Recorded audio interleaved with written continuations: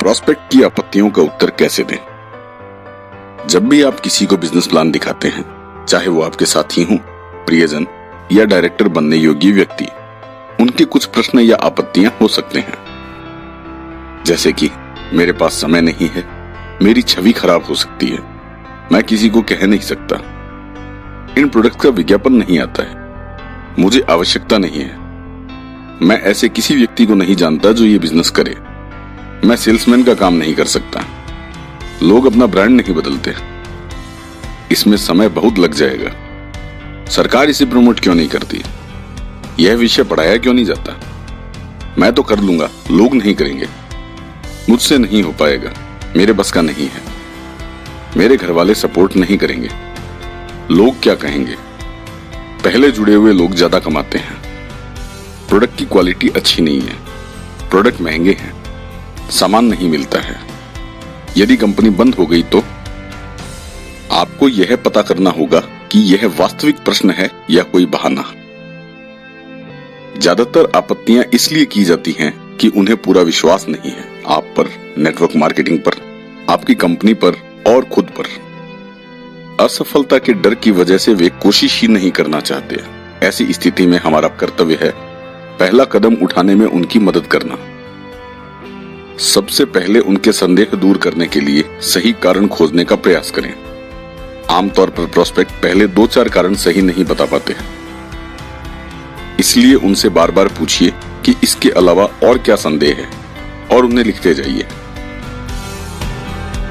यदि वे 3-4 कारण बता देते हैं तो बिजनेस शुरू करने में झिझकने का सही कारण भी सामने आ जाएगा। अपने प्रोस्पेक्ट की प्रत्येक आपत्ति, जिज्ञासा और प्रश्न को पूरा सम्मान दें। कभी भी किसी प्रश्न का मजाक न उड़ाएं। इसके लिए सबसे सही तरीका है फील, फेल्ट, फाउंड। हर प्रश्न के जवाब की शुरुआत में आपको यह कहना है, मैं समझ सकता हूं आपको कैसा महसूस हो रहा है। जब मैंने शुरू किया था मुझे भी ऐसा ही लगा, फिर मुझे और जानकारी मिली और मैंने पाया। इसके बाद आपका वास्तविक उत्तर आएगा। कभी भी किसी झूठ या गलत बयानी का सहारा न लें। आपका एक झूठ आपके 100 सच को भी संदेह के दायरे में ला देता है। यह भावनाओं का बिजनेस है। इस चक्कर में लोग झूठे तथ्य यानी कि फैक्ट्स पेश करके भावनाएं जगाने का प्रयास करते हैं। इससे बचें। प्रत्येक प्रश्न का उत्तर देते समय यह ध्यान रखें कि यह बिजनेस बहुत आसान और सरल है और छोटे छोटे आसान और नियमित कार्यों को करके कोई भी इसे कर सकता है। जो भी मुश्किल लगता हो उन कार्यों की जिम्मेदारी अपलाइन और सीनियर अनुभवी साथी उठा लेते हैं। आज के दौर में लोगों को पहले से ही बहुत परेशानियां और जिम्मेदारियां हैं। ऐसे में एक और बिजनेस का भार उठाने में वे सक्षम नहीं है।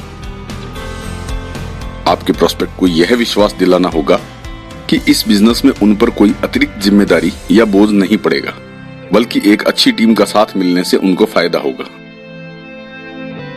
मेरे पास टाइम नहीं है। इस बिजनेस में ऐसा विशेष कुछ नहीं करना होता है जो हम अपनी दिनचर्या में नहीं करते हैं। उन्हीं कार्यों को एक नई दिशा और ऊर्जा के साथ करना होता है। अगर अलग से कुछ करना भी हो तो सप्ताह में 3 से 5 घंटे देना पर्याप्त होगा, वो भी अपनी सुविधा अनुसार। टाइम मैनेजमेंट का प्रयोग करके अपने स्वास्थ्य और भविष्य के लिए समय निकालना बहुत आवश्यक होता है।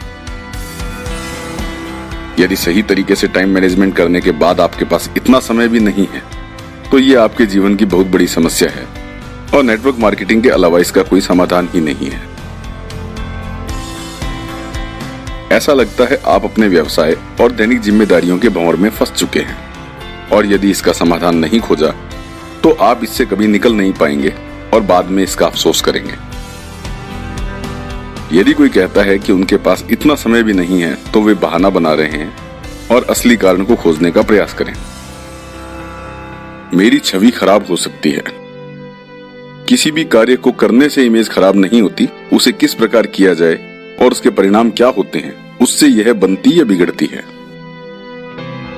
आज बहुत से डॉक्टर, पुलिसमैन, टीचर, पॉलिटिशियन आदि ने गलत तरीके से कार्य करके इन सम्मानित व्यवसायों की छवि को धक्का पहुंचाया है।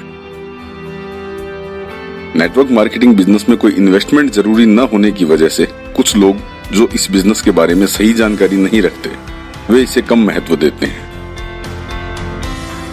वैसे भी प्रत्येक पार्ट टाइम कार्य को बड़े परिणाम आने से पहले कम महत्व और इज्जत दी जाती है। भारत सरकार ने भी 2016 में नेटवर्क मार्केटिंग से संबंधित गाइडलाइन जारी की है। इससे पहले इस बिजनेस को कई बार प्रशासनिक गलतफहमी का शिकार होना पड़ा है। अब लोग इस बिजनेस को गंभीरता से लेने लगे हैं और जैसे ही आप प्रोफेशनल तरीके से इस बिजनेस को करने लगते हैं, आपकी एक शानदार छवि बन जाती है। इस बिजनेस में दी जाने वाली शिक्षा आपको एक बेहतर इंसान बनाती है। ऐसे में आपकी छवि खराब होगी या बेहतर? लंबे समय में प्रोडक्ट बेस वाले एक भी सफल नेटवर्क बिजनेसमैन की छवि खराब नहीं हुई है। मैं किसी को कह नहीं सकता। यदि आप किसी व्यक्ति की समस्या के बारे में जानते हो तो उसे समाधान बताएंगे या नहीं। हमें इस प्रकार बातचीत करनी होगी कि आपका प्रोस्पेक्ट खुद आपसे सलाह मांगे और फिर आप उन्हें अपने अपलाइन से मिलवा दें। आपको कुछ भी कहना नहीं पड़ेगा। इन प्रोडक्ट्स का विज्ञापन नहीं आता। विज्ञापन नहीं करने के कारण ही हमें इतनी अच्छी क्वालिटी के प्रोडक्ट इतने वाजिब दाम पर मिल जाते हैं। यदि हम विज्ञापन की जिम्मेदारी लेते हैं तो विज्ञापन पर खर्च होने वाला पैसा हम लोगों में बांट दिया जाता है। जिन प्रोडक्ट्स का विज्ञापन किया जाता है वे प्रोडक्ट मीडिया जगत को और विज्ञापन इंडस्ट्री को फायदा पहुंचाते हैं और पहले से अमीर लोग और अमीर हो जाते हैं। नेटवर्क मार्केटिंग के प्रोडक्ट आम आदमी को फायदा पहुंचाते हैं और अमीर और मध्यम वर्गीय के बीच की खाई को भरने का कार्य करते हैं। इसलिए उन्हें सामाजिक न्याय के प्रोडक्ट भी कह सकते हैं। मुझे आवश्यकता नहीं है। आपको किसकी आवश्यकता नहीं है? पैसे की, समय की या सुरक्षा की? यदि वास्तव में ये तीनों पर्याप्त मात्रा में आपके पास हैं, तो आप वाकई में बधाई के पात्र हैं। आप उन चंद लोगों में से हो सकते हैं जो इस बिजनेस के माध्यम से लोगों का भला कर सकते हैं और उन्हें भी आर्थिक आजादी दिलाने में मदद कर सकते हैं। नेटवर्क मार्केटिंग में सफलता प्राप्त करने के बाद लोग खुद के लिए कार्य नहीं करते। उन्हें तो आर्थिक आजादी मिल चुकी होती है। वे दूसरों की मदद के लिए कार्य करते हैं। मैं ऐसे किसी व्यक्ति को नहीं जानता जो ये बिजनेस करे। क्या आप किसी ऐसे व्यक्ति को जानते हैं जिसे पैसे, समय और आर्थिक सुरक्षा की जरूरत है? बिजनेस करने या न करने का निर्णय हम उन्हीं पर छोड़ देते हैं। हमारा कार्य है लोगों की समस्या को पहचान कर उन्हें समाधान दिखाना। मैं सेल्समैन का काम नहीं कर सकता। सेल्स का कार्य दुनिया के सबसे सम्मानित व्यवसायों में से एक है। बड़ी से बड़ी कंपनी बंद हो जाएगी यदि सेल्स डिपार्टमेंट अच्छा ना हो। किसी भी व्यवसाय में आय की सीमा हो सकती है, सेल्स में लाभ की कोई सीमा नहीं होती। जो लोग सेल्स की कला नहीं जानते, वे दूसरों को अपने विचारों से सहमत नहीं करवा सकते। वे अपने बच्चों से भी डांट डपट के बिना बात नहीं मनवा सकते। आपको जीवन में सेल्स की कला जरूर सीखनी चाहिए। जहां तक नेटवर्क मार्केटिंग बिजनेस का सवाल है, इसमें सेल्समैन का कार्य करके ज्यादा पैसे नहीं बनाए जा सकते हैं, इसलिए सेल्समैनशिप नहीं करना होता है। नेटवर्क मार्केटिंग बिजनेस में न तो बहुत सारी सेल्स कॉल करनी होती है, न ही नए नए कस्टमर ढूंढकर कोई सामान बेचना। इस बिजनेस में कुछ लोगों की मदद करनी होती है, अपने नजरिए, सोच, व्यवहार और कुछ आदतों को बेहतर बनाने में। बाकी कार्य अपने आप हो जाते हैं। लोग अपना ब्रांड नहीं बदलते। अगर लोग अपना ब्रांड नहीं बदलते तो मार्केट में लॉन्च होने वाला कोई भी नया प्रोडक्ट अपनी जगह नहीं बना पाता।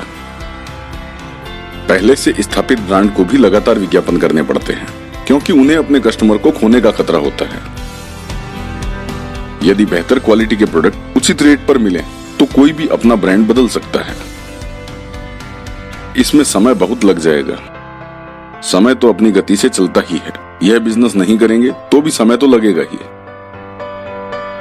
लेकिन यह प्रमाणित हो चुका है कि जो व्यक्ति कई साल इस बिजनेस को सही तरीके से अपना लेते हैं, उनकी जीवन शैली बहुत बेहतर हो जाती है।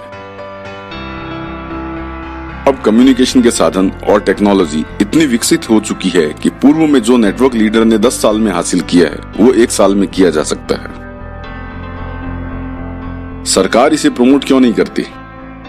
सरकार ने 2016 में इस बिजनेस से संबंधित गाइडलाइन जारी कर दी है। इसके अतिरिक्त इस बिजनेस में न तो कोई पूंजी निवेश की जरूरत है, न किसी औपचारिक शिक्षा की। इसलिए इस इंडस्ट्री को सरकार के किसी संरक्षण की जरूरत ही नहीं है। यह बिजनेस पूरे विश्व में पहले से ही आत्मनिर्भर है और इसे करने वाले भी आत्मनिर्भर हो जाते हैं। यह विषय पढ़ाया क्यों नहीं जाता? नेटवर्क मार्केटिंग बिजनेस किसी भी व्यक्ति को बिजनेसमैन बनाता है, वह भी बिना किसी इन्वेस्टमेंट और स्थायी खर्च के। हमारी शिक्षा प्रणाली इस तरीके से बनाई गई है कि स्टूडेंट्स को नौकरी करने के लिए तैयार किया जाता है। फिर भी इस बिजनेस के बारे में सामान्य ज्ञान आजकल पढ़ाया जा रहा है। विशेष शिक्षा नेटवर्क मार्केटिंग कंपनियां और अपलाइन ही देते हैं। मैं तो कर लूंगा, लोग नहीं करेंगे। आप आखिरी व्यक्ति नहीं हैं जिन्हें आर्थिक आजादी यानी कि पैसा, समय और सुरक्षा की जरूरत है। हर साल करोड़ों लोग अपनी शिक्षा पूरी करके नौकरी ढूंढना शुरू करते हैं। ऐसे व्यक्तियों को सिर्फ नेटवर्क मार्केटिंग ही आर्थिक आजादी दिलवा सकता है। मुझसे नहीं हो पाएगा, मेरे बस का नहीं है। यह सही है कि यह बिजनेस किसी अकेले व्यक्ति के बस का नहीं है। यह एक टीम वर्क का बिजनेस है, जिसमें पहले से सफल व्यक्तियों और कंपनी के सपोर्ट से बिजनेस किया जाता है। इस बिजनेस में कुछ समय बिताने के बाद सभी को यह आसान लगने लगता है और वे दूसरों की मदद करने में भी सक्षम हो जाते हैं। मेरे घर वाले सपोर्ट नहीं करेंगे। इसके लिए आपको अपने घर वालों को आर्थिक आजादी का महत्व और उसे प्राप्त करने का तरीका ठीक से बताना होगा। एक बार वो यह जान लेंगे कि ज्यादातर लोगों के लिए आर्थिक आजादी प्राप्त करने का एकमात्र तरीका नेटवर्क मार्केटिंग है, वे आपको सपोर्ट करना शुरू कर देंगे। लोग क्या कहेंगे? लोग क्या कहेंगे इस बारे में निश्चित रूप से कुछ नहीं कहा जा सकता है, क्योंकि लोगों की राय बदलती रहती है।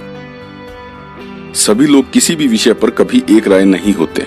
उनकी राय अक्सर तथ्यों पर नहीं बल्कि अधूरे ज्ञान और गॉसिप पर आधारित होती है। लोग किसी भी विषय में क्या कहते हैं यह महत्वपूर्ण नहीं होता। विशेषज्ञ यानी स्पेशलिस्ट किसी विषय में क्या कहते हैं यह महत्वपूर्ण होता है। सफल लोग दूसरों की राय के हिसाब से नहीं चलते, बल्कि अपने कार्यों से उनकी राय को प्रभावित करते हैं। पहले जुड़े हुए लोग ज्यादा कमाते हैं। किसी भी सही नेटवर्क मार्केटिंग प्लान में बाद में आने वाले व्यक्ति अपने ही अपलाइन से अधिक कमा सकते हैं और बहुत आगे निकल सकते हैं। हम जब इस बिजनेस को करते हैं तो हमें यह परवाह नहीं होनी चाहिए कि दूसरे कितना कमा रहे हैं। हमें यह सोचना चाहिए कि हमें कितना कमाना है। यह बिजनेस आपको मौका देता है कि आप भी अपने उपभोग में आने वाले प्रोडक्ट से पैसा कमा सकें। आज तक आपने जो प्रोडक्ट खरीदे उसमें किसने कितना कमाया कभी आपने सोचा है? प्रोडक्ट क्वालिटी अच्छी नहीं है। अगर प्रोडक्ट की क्वालिटी अच्छी नहीं होती तो इन प्रोडक्ट को चलते हुए इतने साल नहीं हो गए होते। भारत सरकार की गाइडलाइन के अनुसार डायरेक्ट सेलिंग में कोई भी प्रोडक्ट 1 महीने तक वापस किया जा सकता है। प्रोडक्ट की बार बार खरीद और उपभोग ही इस बिजनेस का आधार है। इसलिए उच्च क्वालिटी के प्रोडक्ट बनाना सभी नेटवर्क मार्केटिंग कंपनियों की मजबूरी है। प्रोडक्ट महंगे हैं। मार्केट में आपको सभी तरह के प्रोडक्ट मिलते हैं, सस्ते भी और महंगे भी। नेटवर्क मार्केटिंग बिजनेस में मिलने वाले प्रोडक्ट वैल्यू फॉर मनी कहे जाते हैं। पूरा विश्लेषण यानी एनालिसिस करने पर आप पाएंगे कि जितना पैसा आपने खर्च किया है उतना या उससे अधिक मूल्य की वस्तु आपको मिल जाती है। प्रोडक्ट उपलब्ध नहीं है। कभी कभी ऐसा हो सकता है कि आपके नजदीक कोई बड़ा स्टोर न होने पर सभी प्रोडक्ट सहजता से उपलब्ध नहीं होते हैं। यह उन बाधाओं में से एक है जो बिजनेस करते समय आपके सामने आ सकती है। यदि आपके सामने लक्ष्य छोटा हो तो बाधाएं बड़ी नजर आती हैं। यदि आपके सामने बड़ा लक्ष्य होता है तो बाधाएं छोटी नजर आती हैं। यदि आप सिर्फ प्रोडक्ट यूजर हैं तो उपलब्धता, पिकअप सेंटर का छोटा होना, वैरायटी ना मिल पाना आदि बातों की शिकायत लगी ही रहेगी। लेकिन अगर आप आर्थिक आजादी के लिए कार्य कर रहे हैं तो आप खुद इन समस्याओं का समाधान ढूंढ सकते हैं। वैसे भी ये समस्याएं थोड़े समय ही रहती हैं और धीरे धीरे डिलीवरी सेंटर बढ़ते जाते हैं। होम डिलीवरी सुविधा भी बढ़ती जाती है और बिजनेस करना आसान होता जाता है।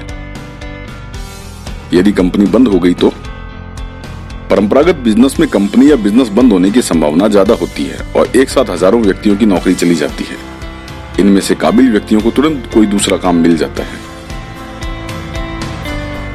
इसकी तुलना में एक स्थापित नेटवर्क मार्केटिंग कंपनी के बंद होने की संभावना लगभग 0 है। फिर भी यदि आपके पास नेटवर्क है या आपको नेटवर्क बनाना आता है तो जीवन के किसी भी क्षेत्र में आप कामयाब हो सकते हैं। और भी बहुत से प्रश्न आपके सामने आ सकते हैं। आपको हमेशा उनका स्वागत करना है और मुस्कुराते हुए उनका उत्तर देना है। यदि आपको लगे कि आप सही जवाब नहीं दे पाएंगे तो उस प्रश्न को लिख लें और अपने अपलाइन से पूछकर बाद में उसका उत्तर दें। आपके प्रत्येक विचार पर आपत्ति हो सकती है, क्योंकि यह विचार आपका है, प्रोस्पेक्ट का नहीं।